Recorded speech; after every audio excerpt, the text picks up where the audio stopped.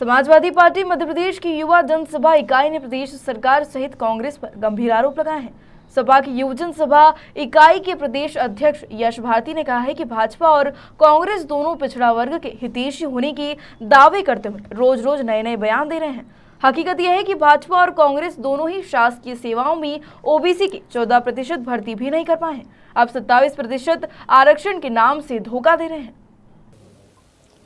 देखिए, मध्य प्रदेश सरकार लगातार इस बात पे घुमरा कर रही है कि पिछड़ा वर्ग के हक अधिकार के लिए वो काम कर रही है, जबकि वास्तविकता ये है कि पिछले 10 साल में कांग्रेस पार्टी लगातार सत्ता में रही, उसके बाद 15 साल लगातार भारतीय जनता पार्टी की सरकार रही, फिर 1.5 साल दोनों पार्टियां सरकार में रही, लेकिन 14% आरक्षण जो पहले से ही पिछड़ा वर्ग के लिए था, वो 14% आरक्षण के तहत ही भर्तियां नहीं हो पाई हैं। लगभग 1 लाख से अधिक भर्तियां अभी भी खाली हैं बैकलॉग की, उस पर कोई चर्चा ही नहीं करना चाहता, उन भर्तियों को कोई भरना ही नहीं चाहता। जब भरेंगे ही पुरानी 14% का ही आरक्षण आप नहीं दे रहे हैं, तो 27% आरक्षण के दावे करना और उसका श्रेय लेना एक दूसरे के ऊपर दावे, आप प्रेस के मीडिया के साथियों के साथ में दावे कर करके बड़े बड़े, तो ये खोखले दावे कर रहे हैं कि ये दोनों दल 27% आरक्षण देना चाहते हैं। अगर इनकी नीयत सही होती तो सत्ता में रहते हुए सबसे पहले 14% आरक्षण के पूरे तरीके से उसके अंतर्गत आने वाली नियुक्तियां करते और 14% आरक्षण पूरा देते और बैकलॉग की व्यवस्था नहीं बनती। इसमें कुछ अधिकारी अपनी मनमानी कर रहे हैं कि सूटेबल कैंडिडेट नहीं मिल रहे। अगर 19 वर्ष में सूटेबल कैंडिडेट हम मध्य प्रदेश में तैयार नहीं करा पा रहे हैं, तो यह दिखाता है कि हम कितने योग्य और कितने आत्मनिर्भर हो पा रहे हैं मध्य प्रदेश के अंदर, कि हमें योग्य कैंडिडेट नहीं मिल पा रहे हैं, पिछड़े समाज को पिछड़ा रख पा रहे हैं हम, कि मुख्य धारा में ला पा रहे हैं। ये इनकी करनी और कथनी के परिणाम बता रहे हैं और हम लगातार इस बात का विरोध कर रहे हैं कि आने वाला भविष्य इस तरीके का ना हो। सत्ता आज सुधर जाए, ये सत्ताधारी दल आज सुधर जाए, ताकि आने वाला भविष्य जो है मध्य प्रदेश का उज्जवल हो, देश का भविष्य जो उज्जवल हो और जो पिछड़े समाज के लोग हैं वो मुख्य धारा में आ पाए। हमने महामहिम राज्यपाल महोदय से भी समय मांगा है इस अंतर्गत, ताकि उनको अवगत कराएं और वो सरकार से इस सारी भर्तियों को ठीक तरीके से कराएं और इनको अपना हक अधिकार मिल सके। इस पे हम काम करना चाहते हैं। ये एक बड़ी घातक बीमारी लेकर के आ रहा है देश के अंदर, और हमारे राष्ट्रीय अध्यक्ष श्री अखिलेश यादव जी ने लोकसभा के अंदर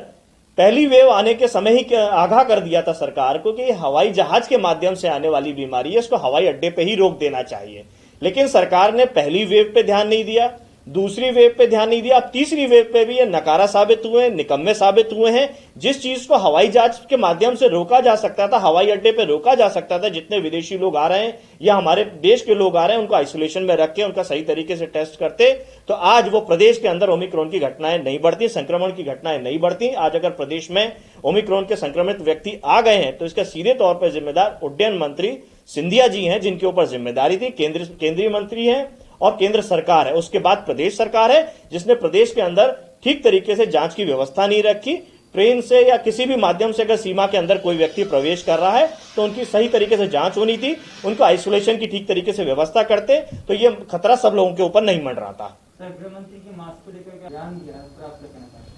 देखिए, गृह मंत्री जी ने बहुत ही निराश किया है। गृह मंत्री जी के पास अपना एक सूचना तंत्र होता है, गृह विभाग का अपना एक सूचना तंत्र होता है, और अगर उनका सूचना तंत्र इतना कमजोर है कि उन्हें यही नहीं मालूम कि जो व्यक्ति के जिसके घर पे छापे पड़े हैं, जो व्यक्ति जिसके यहां से नगद निकला है, उसका समाजवादी पार्टी से कोई लेना देना ही नहीं है। जो हमारे एमएलसी हैं पम्मी जैन साहब, वो उनके पड़ोसी जरूर है, एक मोहल्ले में जरूर रहते हैं, लेकिन उस व्यक्ति से हमारा कोई लेना देना नहीं है। यह स्पष्ट हो चुका है मीडिया के साथियों के माध्यम से। और इतने गैर जिम्मेदार होकर के अगर नरोत्तम मिश्रा जी काम कर रहे हैं, तो आप समझ सकते हैं कि प्रदेश के अंदर गृह विभाग की स्थिति क्या होगी और किस तरीके से गृह विभाग काम कर रहा होगा, कि उसके मुखिया को ही सही जानकारी नहीं है कि कहां क्या घटना घट रही है, और उनका इस तरीके से अशोभनीय शब्द का इस्तेमाल करना कि समाजवादी टोटियों से क्या निकलता है। तो हमारा यही कहना है कि टोटियां तो हमने आरएसएस के प्रदीप जोशी की और राघव जी की भी देखी है आप सबके माध्यम से, कि क्या क्या निकलता है उन टोटियों से। तो ये नरोत्तम मिश्रा जी खुद पहले संयम बरतें और शब्दावली का ठीक तरीके से इस्तेमाल करें। ओमिक्रॉन को लेकर करने के लिए मास्क खोला हुआ है, मास्क मेरे सामने रखा हुआ है, मास्क से आपसे बात खत्म हो जाएगी तो मास्क लगाएंगे। आप सब साथियों ने भी मास्क जब बात करते हैं तो खोल के बात करते हैं, तो मैंने इसीलिए बात करी। अब जो आपने टिप्पणी करी है, आप मीडिया के साथियों ने उनको छापने से इंकार किया, तब जाकर के कुछ दिन उन्होंने मास्क लगाया, फिर मास्क लगाना बंद कर दिया। अभी जो आप पत्रकार साथियों के जो साथी बिछड़े हैं, उस पर किताब का विमोचन विधानसभा के अंदर हुआ, बिछड़े बारी बारी। उस किताब के विमोचन में मुख्यमंत्री शिवराज जी मंच से कह रहे हैं कि हमको मास्क लगाना चाहिए, लेकिन उस मंच के अंदर न कमलनाथ जी ने मास्क लगाया था, न रत्नम मिश्रा जी ने लगाया था, न स्वयं शिवराज जी ने लगाया था। जबकि नीचे बैठे आप सारे पत्रकार के साथी और जो अतिथि उसमें आए हुए थे अन्य सबने मास्क लगाया था। तो सरकार लगातार ऐसे संदेश दे रही है कि बीमारी कोई गंभीर नहीं है, उसको लेकर के सरकार खुद गंभीर नहीं है, तो आम जनता कैसे गंभीर हो पाएगी। तो जरूरत है कि सबसे पहले सरकार में सत्ता में बैठे हुए लोग गंभीरता से उससे लड़ाई लड़ें और पब्लिक को संदेश दें, जो नियम वो खुद बना रहे हैं वो खुद पालन करें सबसे पहले।